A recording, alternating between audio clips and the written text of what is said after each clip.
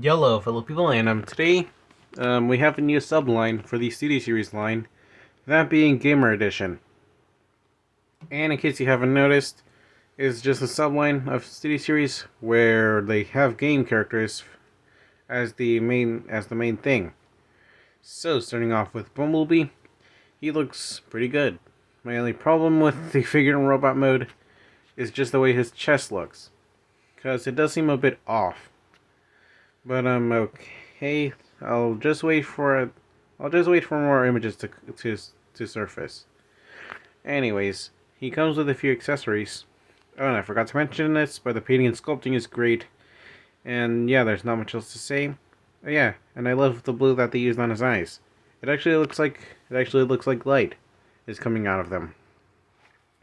Anyways, you can see he comes with his sword, as well as this cannon, which it's probably gonna do the same thing as what the Studio Series 77 Camaro Bumblebee did, as well as the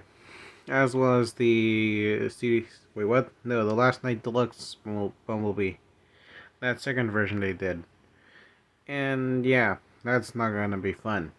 And then we have the alt mode, and my only problem with the alt mode, the way the shoulder looks on it. Anyways, other than that, this alt mode looks great. It does a good job at it, and that's just my only problem, the shoulder. Anyways, moving on, you can see how the weapons are stored. Honestly, that's just weird, and that has got to be the most disrespectful thing to do to a sword, using it as a spoiler. Honestly, that is an offense that I personally wouldn't take. Anyways, you can see how he looks. Yeah. And you can see the packaging. And it does seem like he's not going to have an ankle pivot, just like Barricade. Anyways, let's just move on. You can see the packaging. It's the same, but they added silver onto it. Pretty cool. Anyways, and then we have Barricade. And this figure looks great. My only problem is just the way his feet look. And yeah, like I said earlier, he probably doesn't have ankle. He doesn't have an ankle pivot either, or probably. Anyways, so that's my only problem, and you can see he has some kibble on the sides, and I'm not really mad at that because when you look at the design, yeah, you can see how complex it looks. It doesn't really show on that packaging, but I have actually seen the design. Yeah, that is a pretty complex design. I'm confused how they would manage to do that without any sort of kibble. But hey, at least they maintained those wings that he had. That's pretty cool. And he comes with this accessory that also does the same. It's also a cannon.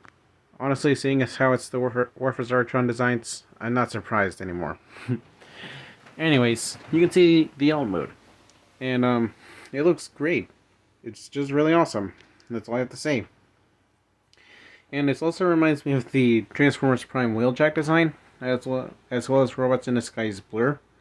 And funnily enough, the War for Cybertron is kind of canon in Transformers Prime and Robots in Disguise, though it doesn't really show that, surprisingly. Anyways, moving on to Optimus Prime. And surprisingly, he's just pretty good.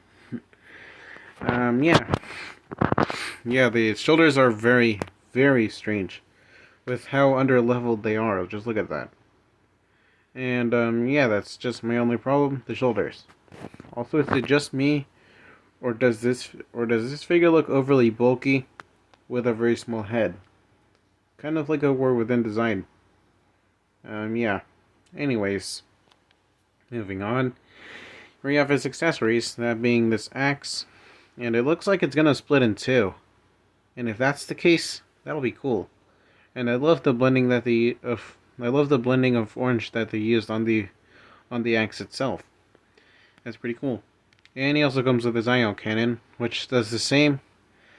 And yeah, if you didn't notice already, most of these look like they're gonna be bluish compatible.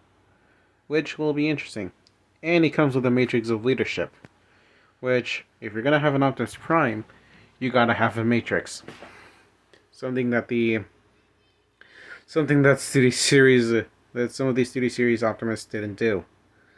Anyways, you can see the truck mode, and I'm guessing I'm not sure if this is a hot take, but I was never a big fan of this truck mode.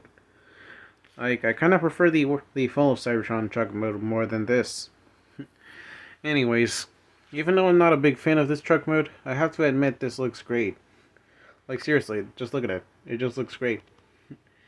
And you can see how the weapons are stored. I should have mentioned that earlier. So, my real final thoughts on these?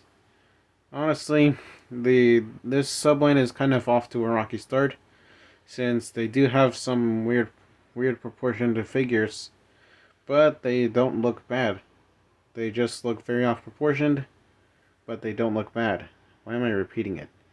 So, yeah, I'm kind of curious to see how this subline will do.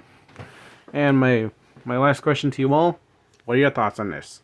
And I know my friend Megamus643 plays this game, so I'm kind of curious to see what their thoughts on this was.